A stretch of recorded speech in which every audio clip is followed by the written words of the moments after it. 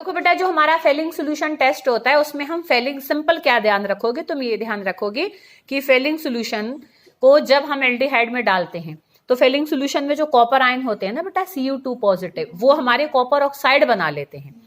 ठीक है, क्योंकि देखो बेटा क्या होगा, बेसिकली एल्डिहाइड का ऑक्सीडेशन होगा, वो अपने एसिड में चेंज होगी और कॉपर ऑक्साइड की फॉर्म में प्रेसिपिटेट्स बन जाएंगे बेटा उसके रेड कलर के। तो जैसे ही हम फेलिंग सोल्यूशन ए और बी को डालेंगे एल्डिहाइड के अंदर, ठीक है, या हम ए और बी को मिला लें और उसमें अगर हम एल्डिहाइड डालें तो अगर रेड कलर के प्रेसिपिटेट्स बन के नीचे बैठ जाते हैं तो वो एल्डिहाइड है, नहीं बनते तो वो कीटोन है। इसमें ऐसे नहीं पूछा जाता व्हाट इज फेलिंग सोल्यूशन, क्योंकि बड़ा हो जाता है। फिर भी कोई पूछे तो सिंपल लिख सकते हो कि it is a mixture of Fehling solution A and B, और बेसिकली कॉपर का एक ये कोऑर्डिनेशन, कॉपर का कॉम्प्लेक्स होता है। अब सेम ही बेनेडिक्ट सोल्यूशन होता है बेटा। बेनेडिक्ट सोल्यूशन में बस टार्ट्रेट साल्ट की जगह ना सिट्रेट साल्ट होता है, मतलब सिट्रिक एसिड होती है। बेसिकली सिट्रिक एसिड का हम सोडियम पोटेशियम साल्ट लेते हैं। क्यों? क्योंकि वो स्टेबल होता है। जैसे इसमें तो हमें मिलाकर बनाना पड़ा, ए और बी को मिलाते हैं, टाइम वेस्ट होता है थोड़ा सा। बेनेडिक्ट सोल्यूशन क्या स्टेबल ही बना होता है। उसमें भी बेसिकली वो कैसे बनता है कि कॉपर सल्फेट के एक्वस सोल्यूशन में हम सोडियम पोटेशियम सिट्रेट को मिला देते हैं, वो स्टेबल होता है, खराब नहीं होता। तो बेसिकली बस टार्ट्रेट की जगह सिट्रेट है तो कॉपर आयन ही, तो यहां पर भी रेड कलर के ही प्रेसिपिटेट्स बनेंगे। बस क्योंकि एसिड अलग यूज होती है तो इसलिए हम उसके लिए वर्ड वहां पर यूज कर देते हैं, अलग नाम है, उसको हम बेनेडिक्ट सोल्यूशन कहते हैं और टेस्ट को बेनेडिक्ट सोल्यूशन टेस्ट कहते हैं। ऐसे बेटा हमारा स्किफ्स रिएजेंट होता है। स्किफ्स रिएजेंट हमारा ऐसे बड़ा होता है, उसका स्ट्रक्चर भी अगर हम देखने बैठेंगे तो मिक्सचर होता है, तो हम इसलिए उसमें बिल्कुल नहीं जाएंगे। सिंपल ध्यान रखेंगे कि स्किफ्स रिएजेंट एल्डिहाइड के साथ हमें पिंक कलर देता है। बस ऑब्जर्वेशंस को जरूर ध्यान रखना है तुम्हें, चारों टेस्ट में क्या होते हैं। ठीक है बेटा, और उस सॉल्यूशन को याद रखो। टॉलरेंस रिएजेंट क्या होता है वो तुम्हें पेपर में भी कहीं कहीं मिलेगा, ठीक है, बोर्ड में भी आया हुआ है, तो उसको हम याद रखेंगे। बाकी रिएक्शंस को इसमें लर्न करने की कोई नीड नहीं है। तो these are the oxidation reactions of aldehyde with mild oxidising agent. पर अगर हम कीटोन का ऑक्सीडेशन देखें बेटा, तो कीटोन सिर्फ स्ट्रॉन्ग ऑक्सीडाइजिंग एजेंट से ही ऑक्सीडाइज्ड होगा, जैसे कि concentrated nitric acid, KMnO4, K2Cr2O7, 3 होते हैं ना, मैंने पहले भी बताया था। तो इसमें जब देखो बेटा ऑक्सीडेशन होता है तो इसमें देखो बेटा तुम देख सकते हो कि CO ग्रुप के दोनों तरफ R है, तो एक CO और C की बॉन्ड टूटेगी। अब ध्यान से देखते हैं, इसमें सिंपल प्रोडक्ट बनते हैं। CO के तरफ दोनों तरफ कार्बन कार्बन है, कोई एक बॉन्ड टूटेगी, कौन सी टूटेगी वो भी अभी मैं बताऊंगी। बॉन्ड टूटेगी और जो दोनों तरफ कार्बन बचेंगे उतने उतने कार्बन की 2 एसिड बन जाएंगी। अब जैसे देखो मान लो यहाँ A और B क्लीवेज है, A क्लीवेज हुई तो इधर 2 कार्बन और इधर 3 है, तो एक 2 कार्बन की एसिड बनेगी और एक 3 कार्बन की बनेगी। अगर मान लो B क्लीवेज होती है तो हमारा 1 कार्बन की एसिड बनेगी और फिर उधर 4 कार्बन की बनेगी। समझ में आ रही बेटा ये बात? कोई दिक्कत? फॉर्मिक एसिड आगे समझ में। फॉर्मिक एसिड अगर कभी भी बनेगी HCOH तो वो तुरंत ऑक्सीडाइज्ड होकर CO2 और H2O में हमेशा चेंज हो जाती है। फॉर्मिक एसिड कभी भी ऑक्सीडेशन हो रहा हो तो उस फॉर्म में नहीं बचती, वो खुद सेल्फ ऑक्सीडेशन उसमें फटाफट से होता है, सेल्फ तो नहीं बट रेडिली ऑक्सीडाइज हो जाती है CO2 और H2O में। ठीक है, क्लियर बेटा, यहां तक क्लियर? अच्छा, अब यहां पर एक हमारा रूल लगता है, that is called Popov's rule. Popov's rule हमें बेसिकली बताता है कि CO ग्रुप को हमें किसके साथ रखना है। तो तुम देख सकते हो CO group is mostly stage with smaller alkyl group. तो जो छोटा एल्काइल ग्रुप है, जैसे इधर एक मिथाइल था और एक प्रोपाइल था, तो CO को किसके साथ लेके जाना है तुम्हें? मिथाइल के साथ। तो यहाँ एक एसिटिक एसिड बनेगी और एक प्रोपोनोइक एसिड बनेगी। ठीक है, कार्बन गिनने हैं, ऐसे मत देखना CO कहाँ है कहाँ नहीं है। जहां से तुमने बॉन्ड को तोड़ा कि छोटे के साथ CO को रख लिया, तो उधर 2 कार्बन थे, इधर 3, तो एक 2 कार्बन की एसिड बनेगी और एक 3 कार्बन की एसिड बनेगी। ठीक है बेटा, ऐसी बेटा देखो एक हेलोफॉर्म रिएक्शन होता है, तुम्हें ध्यान हो तो आयोडोफॉर्म टेस्ट हमने अल्कोहल्स का किया था। तो जैसे अल्कोहल जिनमें CH3CHOH ग्रुपिंग होती है ना, वो हमारे क्या देते हैं? आयोडोफॉर्म टेस्ट देते हैं। ऐसी ही बेटा यहां पर भी जिन एल्डिहाइड और कीटोन्स में CH3CO ग्रुपिंग होती है, कौन सी ग्रुपिंग होगी बेटा? इसको भी बेसिकली ऐसे याद रखना है, जैसे तुम आयोडोफॉर्म टेस्ट में भी देखो ग्रुपिंग से तुम्हारे क्वेश्चन ज्यादा आते हैं। तो जिनमें भी CH3CHOH ग्रुपिंग होती है वो अल्कोहल आयोडोफॉर्म टेस्ट देते हैं, और जिन एल्डिहाइड और कीटोन्स में CH3CO ग्रुपिंग होती है वो भी आयोडोफॉर्म टेस्ट देते हैं। अब आयोडीन डालेंगे तो आयोडोफॉर्म बनेगा, क्लोरीन डालेंगे तो क्लोरोफॉर्म बनेगा, ब्रोमीन डालेंगे तो ब्रोमोफॉर्म बनेगा। जनरली हम उसको हेलोफॉर्म रिएक्शन कह देते हैं। ठीक है बेटा, सेम बिल्कुल वैसा ही रिएक्शन है। अगर तुम ध्यान से देखो, पहले वाले में ना मैंने 2 स्टेप में लिख दिया है, तुम बेशक जो दोबारा में लिखा हुआ है ना वो एक ही स्टेप का है, वो वही रिएक्शन है। जो सेकंड तुम्हारा रिएक्शन है ना, इसमें पहले में तो 2 स्टेप में हो रहा है एक्चुअल में, क्योंकि 2 स्टेप में होता है, पर हम कंबाइन करके उसको एक स्टेप में भी लिख सकते हैं।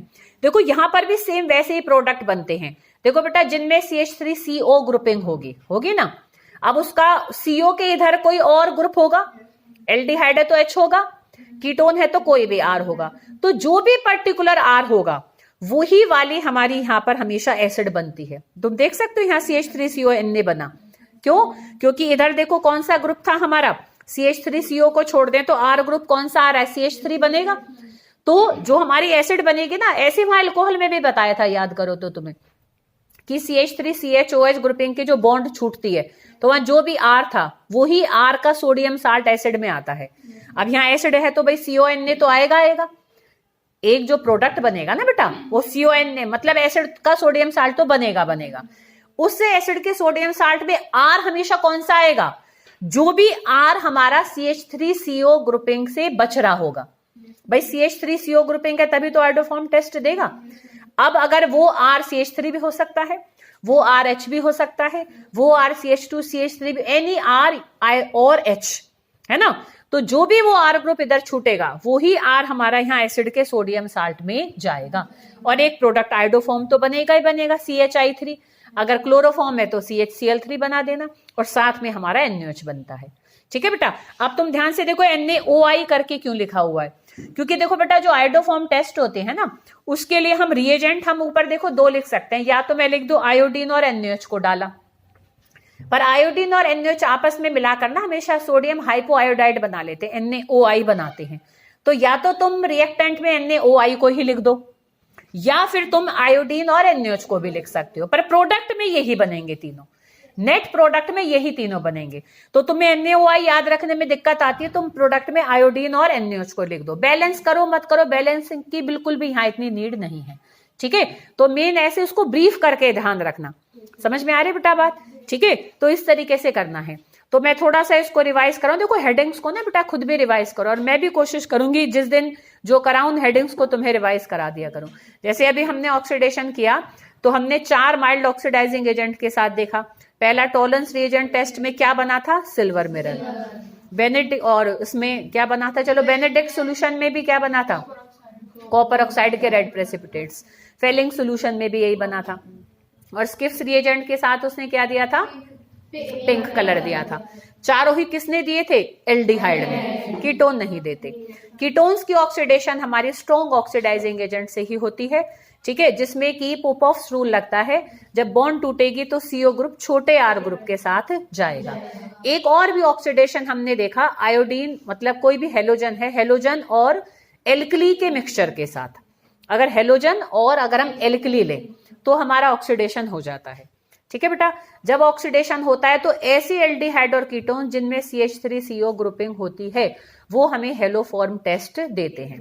पर्टिकुलरली आयोडोफॉर्म से हम टेस्ट को करते हैं क्योंकि वो येलो प्रेसिपिटेट्स की फॉर्म में बनता है। क्लोरोफॉर्म ब्रोमोफॉर्म लिक्विड होते हैं, कलरलेस होते हैं, तो हमें पता नहीं लग पाएगा कि बना के नहीं बना। तो एज अ टेस्ट हम आयोडोफॉर्म टेस्ट देते हैं, पर रिएक्शन अगर हम सब हेलोजेंस को लेकर चलें तो दैट इज हेलोफॉर्म रिएक्शन। ठीक है, क्लियर? तो अब हम बेटा ऑक्सीडेशन रिएक्शंस को करने जा रहे हैं। तो ऑक्सीडेशन में देखो बेसिकली क्या होता है कि जो हमारे एल्डिहाइड्स होते हैं ना वो बहुत जल्दी ऑक्सीडाइज्ड हो जाते हैं एज कंपेयर टू कीटोन। क्योंकि अगर तुम बेटा देखो एल्डिहाइड्स में देखोगे तो ये जो CH बॉन्ड होती है, भाई कीटोन में तो दोनों ही CR हो जाएंगे, CC बॉन्ड होती है। तो इसमें जो CH बॉन्ड होती है ना that is quite weaker as compare to CC bond, तो इसलिए ये आराम से टूट जाएगी और ऑक्सीडाइजिंग एजेंट सीधा ही इन कार्बन और हाइड्रोजन के बीच में ऑक्सीजन देंगे। तो डायरेक्टली ही ये हमारा जो CHO ग्रुप होता है सीधा ही COOH ग्रुप में चेंज हो जाता है without the loss of any carbon. तो जितने कार्बन का एल्डिहाइड होता है उतने कार्बन का ही एसिड बन जाता है। तो aldehyde get easily oxidised into carboxylic acids. Ketones भी ऑक्सीडाइज्ड हो जाते हैं बट उनका ऑक्सीडेशन थोड़ा टफ होता है। तो क्योंकि एल्डिहाइड जल्दी ऑक्सीडाइज हो जाते हैं, तो उनकी इसी प्रॉपर्टी को हम यूज करके एल्डिहाइड और कीटोन्स को आपस में डिस्टिंग्विश कर सकते हैं कि एल्डिहाइड्स इजीली ऑक्सीडाइज हो जाते हैं तो ये माइल्ड ऑक्सीडाइजिंग एजेंट से भी ऑक्सीडाइज हो जाएंगे, पर कीटोन जो है वो स्ट्रॉन्ग ऑक्सीडाइजिंग एजेंट से ही ऑक्सीडाइज होते हैं। तो हमारे देखो बेटा ये 4 क्या होते हैं, माइल्ड ऑक्सीडाइजिंग एजेंट होते हैं। जैसे एक टॉलन्स रिएजेंट होता है, एक हमारा फेलिंग सोल्यूशन होता है, एक हमारा बेनेडिक्ट सोल्यूशन होता है और एक स्किफ्स रिएजेंट होता है। तो ये जो हमारे 4 हैं, ये चारों टेस्ट देंगे एल्डिहाइड के साथ पॉजिटिव और कीटोन के साथ देंगे ये नेगेटिव। तो उन टेस्ट को सिंपल अगर हम उनकी ऑब्जर्वेशन को देखें कि जैसे हम टॉलरेंस रिएजेंट को डालेंगे अपने किसी भी एल्डिहाइड में, तो वहां पर क्या होगा कि एक सिल्वर मिरर बनेगा, बेसिकली सिल्वर निकलता है बाहर। बेसिकली देखो बेटा ऐसे भी क्वेश्चन आया हुआ है कि व्हाट इज टॉलरेंस रिएजेंट। तो टॉलरेंस रिएजेंट बेसिकली क्या होता है, वो अमोनिकल सोल्यूशन होता है बेटा। देखो इसमें लिखा भी हुआ होगा तुम्हारा एक जगह कि अमोनिकल सिल्वर नाइट्रेट सोल्यूशन, कि सिल्वर नाइट्रेट की सोल्यूशन में हम थोड़ा सा अमोनिया घोल दें, जैसे पानी में डिसॉल्व करके अमोनियम हाइड्रोक्साइड डाल दें, तो क्या हो जाता है बेटा, देखो एक ये टॉलरेंस रिएजेंट है, एक कोऑर्डिनेशन कंपाउंड है। देख सकते हो सिल्वर बीच में आ रहा है, अमोनियम वहां पर लिगेंड का काम कर रहा है, OH नेगेटिव। तो this ammoniacal silver nitrate solution is basically A coordination compound. तो वो हमारा टॉलरेंस रिएजेंट होता है। ठीक है बेटा, यहां तक क्लियर। टॉलरेंस रिएजेंट बेसिकली क्या होता है, ammoniacal solution of silver nitrate. अब नहीं, ये तो हमने अमोनिया सोल्यूशन लिया है ना बेटा, तो पानी भी है, तो अमोनिया वाटर के साथ मिलकर ऐसे हाइड्रोक्साइड्स बना लेगा। तो जब वो एज अ लिगेंड यूज होगा तो पॉजिटिव चार्ज आएगा उस पर, तो बैलेंस करने के लिए पानी के अंदर OH नेगेटिव आयन है तो उसको न्यूट्रलाइज कर देंगे। ठीक है, तो ये जो हमारा टॉलरेंस रिएजेंट है, रिएक्शन को याद नहीं रखना है इसमें तुम्हें, बेसिकली बस रिएजेंट क्या है उसको याद रखो और रिएजेंट टेस्ट कैसा देता है ना। What is the observation comes after it's reaction with aldehyde. तो जब एल्डिहाइड हम इसमें डालेंगे किसी भी टॉलरेंस रिएजेंट में, तो सिल्वर बाहर निकल आता है, बेसिकली मेटल बाहर निकल आएगा सोल्यूशन में से, तो चांदी बनकर ऐसे चमकने लग जाती है बेटा टेस्ट ट्यूब में। तो वो जो चमक बनती है ऐसी शीशे सा चमकता है, तो अगर वो बनेगा तो एल्डिहाइड है, नहीं बनेगा तो कीटोन है। ऐसे ही देखो बेटा फेलिंग सोल्यूशन होता है। फेलिंग सोल्यूशन ना बेटा बेसिकली मिक्सचर होता है 2 सोल्यूशन का, एक को हम फेलिंग सोल्यूशन A कहते हैं और एक को फेलिंग सोल्यूशन B कहते हैं। क्योंकि फेलिंग सोल्यूशन स्टेबल नहीं होता है तो उसको हम at the time of need ही हमेशा प्रिपेयर करते हैं। तो failing solution A basically aqueous solution होता है बेटा कॉपर सल्फेट का, कि कॉपर सल्फेट को बस पानी में घोल रखा है। और जो B होता है वो हमारा sodium potassium tartrate, basically tartaric acid होती है बेटा हमारी। तो टार्टरिक एसिड में अगर मैं उनके H पॉजिटिव आयन को रिप्लेस कर दूं सोडियम से और पोटेशियम से, तो सोडियम पोटेशियम टार्टरेट बन जाएगा। जैसे एसिटिक एसिड को H को मैं रिप्लेस कर दूं तो सोडियम एसिटेट बन जाता है। ऐसे टार्टरिक एसिड के H को अगर हम रिप्लेस कर दें हम सोडियम और पोटेशियम दोनों से ही, ठीक है बेटा, तो वो सोडियम पोटेशियम टार्टरेट बन जाता है। तो वो हमारा फेलिंग सोल्यूशन B होता है। क्लियर यहां तक बेटा।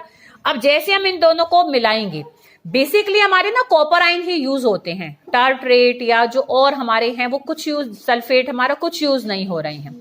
बेसिकली उनको मिलाने से भी क्या होता है, कॉपर इन सब के साथ मिलकर एक कॉम्प्लेक्स ही बनाता है।